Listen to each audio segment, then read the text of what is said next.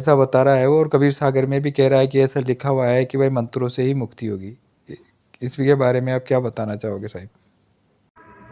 इसका क्या जवाब? नहीं, देखो कबीर साहब ने मंत्रों के ऊपर बोला है कि तंत्र मंत्र सब झूठ है, इनमें ना उलझे कोई, और सार नाम जाने बिना कागा हंस न होए। ऐसा कोई मंत्र नहीं है जो परमात्मा को आपके पास लेके आ सके, नहीं तो परमात्मा मंत्रों के अधीन हो गया। जी। जैसे राक्षस भक्ति करते थे पहले, भले उन्होंने ब्रह्मा जी को नहीं देखा, भले उन्होंने शिव जी को नहीं देखा, लेकिन वो जब मंत्र जाप करते थे तो उनको प्रकट होना पड़ता था। ये प्रमाणित है, ये वेदों में पुराणों में भी सारे इसका जिक्र आता है। तो वो मंत्रों के गुलाम कहलाए कि अच्छा। आप मंत्रों की भक्ति करोगे, देवी देवता प्रकट होना पड़ेगा उनको। कहते हैं भगत के बस में है भगवान, जी। वो इसीलिए बोला गया। लेकिन परमात्मा जो शक्ति है वो कभी किसी मंत्र की गुलाम नहीं है। कि जैसे किसी ने बोला कि गाय को बुलाने के लिए, हटाने के लिए जैसे कोई आवाज़ निकालनी पड़ती है, कुत्ते को बुलाने के लिए ऐसे करना पड़ता है, तो ये मंत्र हो गया एक तरह का। ये सब बकवास है। चींटी को बुलाने के लिए कौन सा मंत्र जपोगे तुम? चींटी को मैं कहता हूँ 10 मंत्र मार लो, कैसे भी बुला के दिखाओ। चींटी को बुलाने के लिए क्या करना है? आपने कुछ नहीं करना है, चीनी फेंक देनी है आपने कहीं पे। चीनी या कोई मीठा मिठाई आप रख दो, चींटी अपने आप आ जाएगी, क्योंकि वो किसी मंत्र की गुलाम नहीं है, वो वस्तु की गुलाम है। वो वस्तु वहाँ होगी तो वो अपने आप आएगी। इसी प्रकार परमात्मा जो है वो मंत्रों से नहीं मिलता है। परमात्मा कहते हैं कि अगर मुझे प्राप्त करना चाहते हो तो वस्तु की खोज करो। अगर तुम्हें वो वस्तु मिल गई तो मैं तुम्हारे पास हूँ। वस्तु कहीं ढूंढे कहीं कैसे लागे हाथ, गुप्त वस्तु तब मिले भेदी लीजिए साथ। तो कबीर साहब ने केवल वस्तु का ज्ञान दिया है, ना कि वस्तुओं के नाम का। और जितने भी नाम हैं ये वस्तुओं के ही नाम हैं, और नाम जितने भी हैं ये सब खंडित हैं। कबीर साहब ने नाम की महिमा गाई है, लेकिन उन नामों की महिमा नहीं गाई है जो बोलने लिखने पढ़ने में आते हैं। उसको तो बोला है 52 अक्षर जीव आधारा, आदि अक्षर जीभ्या से न्यारा। वाही को सत सिमरन कहिए, सिमर सिमर नर उतरो पारा। 52 अक्षरों के द्वारा बोले जाने वाले नाम सच्चा नाम नहीं है। गुरु ग्रंथ साहब में भी आता है कि कृत्रिम नाम कथे तेरे जीवा, और सत्य नाम तेरा परापुर बला। जितने भी नाम जीव के द्वारा कथे गए हैं वो सब कृत्रिम है, वो सब मैन मेड नाम है, इंसानों ने बनाए हैं।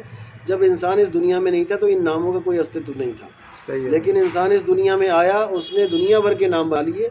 अगर परमात्मा एक है तो एक ही नाम होना चाहिए था सारी दुनिया में, लेकिन अलग अलग भाषाएं, अलग अलग धर्म, अलग अलग नाम कैसे प्रचलित हो गए अगर परमात्मा एक है सबका? तो क्योंकि परमात्मा है तो एक, लेकिन लोगों ने अपने अपने हिसाब से उसके नाम रख लिए और उन्हीं नामों को मंत्र बना के वो जप रहे हैं, साधना कर रहे हैं। लेकिन इससे मुक्ति होने वाली नहीं है। आप अगर मंत्र का जाप कर रहे हो किसी भी गुरु के कहने पे, तो आप केवल उस देश और उस भाषा के आधार पे कर रहे हो।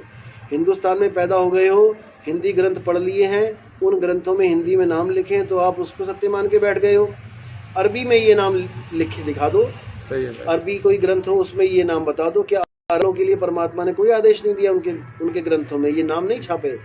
बाइबल में ये नाम लिख दिखा दो, इंजील में दिखा दो, जापानी कोई ग्रंथ है दिखा दो उसमें। तो ये सब जितने भी हैं ये 52 अक्षरों का खेल है। और कबीर साहब 52 अक्षरों का खंडन करते हैं। 52 अक्षर लोक त्रय सब कुछ इन्हीं माही, ये आखिर खिर जाएंगे वो आखिर इनमें नाही। वो शब्द जो है वो 52 से न्यारा है, वो वस्तु है, लिखने पढ़ने में आपके पास है। वो लिखने पढ़ने में, जैसे पानी है, पानी पीने में आता है, लिखने बोलने पढ़ने में पानी का नाम आता है। और पानी का नाम जप के आपको कभी प्यास शांत नहीं हो सकती है। जी साहिब। दूसरा प्रश्न है साहब कि 5 यज्ञ के बारे में बताया है कि कबीर साहब ने बताया है कि 5 यज्ञ करने चाहिए। तो यज्ञ के भी मुक्ति से कहीं कोई संपर्क है साहब कि यज्ञ करेंगे तो मोक्ष मिलेगा, ऐसा कुछ? जितना भी यज्ञों का ज्ञान है ये सब वेदों का ज्ञान है। वेदों के द्वारा यज्ञ होते थे, और यज्ञों का एक समय था, सतयुग द्वापर त्रेता में यज्ञ किए जाते थे, बहुत सारे यज्ञ होते थे। लेकिन अब यज्ञों का खेल नहीं है। नानक साहब कहते हैं कलयुग में एक नाम आधारा, सिमर सिमर नर उतरो पारा। कलयुग में केवल एक ही चीज चाहिए आपको, वो है नाम आधार। किसी यज्ञ की जरूरत नहीं है आपको कि आप यज्ञ करने बैठ जाओ, कोई यज्ञ नहीं। यज्ञ से सिद्धियां आती है। और यज्ञ, देखो यज्ञ क्या होते थे, यज्ञ जब ऋषि मुनि करते थे तो वो यज्ञ पर्यावरण को साफ करने के लिए, जैसे ऑक्सीजन कहते हैं यज्ञ से ऑक्सीजन होती है, और यज्ञ देवताओं को खुश करने के लिए किए जाते हैं। गीता में भी इसका प्रमाण है कि यज्ञ करने से देवता प्रसन्न होते हैं और बारिश करते हैं, बारिश से फसल होती है, अन्न होता है, अन्न से आगे जीवों की उत्पत्ति हो जाती है। जो जीव खा रहे हैं अन्न को, उससे इनको सिद्धि मिलती है। कहने का मतलब पेट भरता है उनका। तो इसी के साथ उन्होंने ये भी बोला है कि अगर कोई आत्मज्ञान में आ जाता है तो उसको यज्ञ करने की भी कोई ज़रूरत नहीं है, कुछ नहीं ऐसा करना है, केवल आप आत्मज्ञान में रहो। यही कबीर साहब ने कहा कि आत्मज्ञान बिना नर भटके। तो उन्होंने ये नहीं कहा कि यज्ञ के बिना नर भटके या मंत्र ज्ञान बिना नर भटके या तंत्र ज्ञान बिना नर भटके। ये सब करने की ज़रूरत कभी किसी समय पे थी, लेकिन अब इसकी कोई ज़रूरत नहीं है। कलयुग में केवल एक नाम आधारा होना चाहिए, आपको नाम पता होना चाहिए कि सच्चा नाम क्या है। जी सर। प्रश्न नंबर 3 बताया है साहब उसने कि सृष्टि रचना जो कबीर सागर में है, क्या वह सही है क्या? जो सृष्टि रचना कबीर सागर में जो कबीर साहब ने धर्मदास जी को सुनाई, उसके बारे में आप बताएं साहब कुछ। देखो, सृष्टि रचना जो कबीर साहब की है वो 2 प्रकार की बताई गई है। एक बताई गई है होशियार बच्चों के लिए और एक बताई गई है नादान बच्चों के लिए। जो नादान बच्चों के लिए बताई गई है वो एक कहानी का रूप लेके बताई गई है, क्योंकि नादान बच्चा नहीं समझ सकता कि मूल ज्ञान क्या है, तत्व ज्ञान क्या है, उसको नहीं समझ में आ सकता। इसीलिए बोला कबीर साहब ने कि धर्मदास ये जग बौराना, कोई न जाने पद निर्वाणा, यही कारण मैं कथा पसारा और इन सब से कहिए राम ने। इसी को, कथा को मैंने पसारा है, क्योंकि कथा के माध्यम से हम बहुत सी चीज़ों को समझना शुरू कर देते हैं जो हमें असल में समझ में नहीं आती। जी सर। बच्चों को नानी कहानियाँ सुनाती हैं, लेकिन कहानियों के पीछे कुछ सार छुपा होता है, उसमें कोई कुछ शिक्षा मिलती है। उस शिक्षा को अगर हम सीधे बोल दें तो जल्दी समझ में नहीं आती, लेकिन हम कहानी के आधार पे जब हमें बोलते हैं तो हमारे दिमाग में वो चीज़ पड़ जाती है कि भाई ऐसा करने से, गलत काम करने से गलत नतीजा होता है। जी। तो ये कहानी सुनाई गई कबीर साहब के द्वारा केवल इस काया के भेद को खोलने के लिए, कि कैसे अक्षर पुरुष को नींद आई, कैसे काल भगवान पैदा हुआ, कैसे माया पैदा हुई, कैसे 3 गुण पैदा हो गए, 5 तत्व, 25 प्रकृति पैदा हो गई, और ये सृष्टि आपके सामने खड़ी है। अक्षर पुरुष को अगर नींद आई, नींद है आलस की निशानी। अक्षर पुरुष को क्रोध आया, क्रोध है तमोगुण की निशानी। सतलोक में अभी 3 गुण पैदा ही नहीं हुए, तो भाई अक्षर पुरुष को नींद कैसे आ गई, अक्षर पुरुष को क्रोध कैसे आ गया? सही है। क्योंकि क्रोध तो तब आएगा जब 3 गुणों के अंतर्गत कोई भी व्यक्ति आएगा।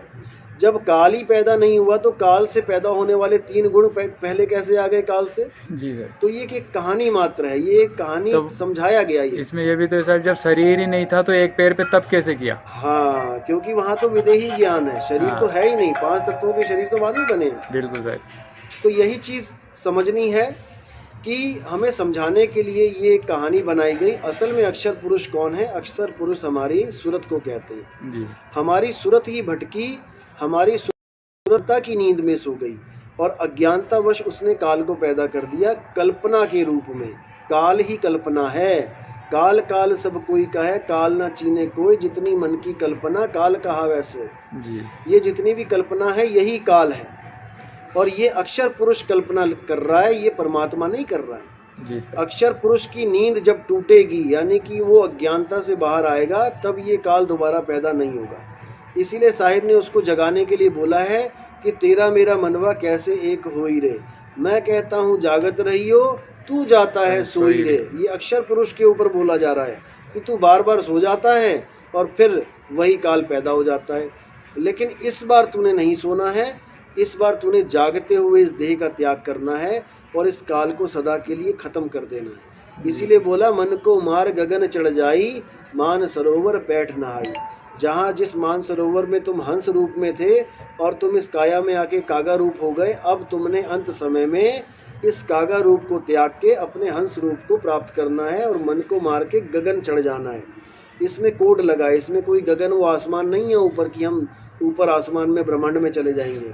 वो सब कोड लगे होते हैं वाणी में। जब भेदी गुरु मिलता है तो इन सबको हर चीज़ को खोल के आपको सही रास्ता बताता है और आप अपने शरीर को खुद अपने तरीके से त्याग के अपने ही अस्तित्व में, यानी अपने ही असली स्वरूप में समा जाते हो। इसी को मुक्ति कहते हैं, किसी मंत्र से मुक्ति नहीं मिलती। साहिब साहेब बनेंगे। साहेब बनेंगे सतनाम।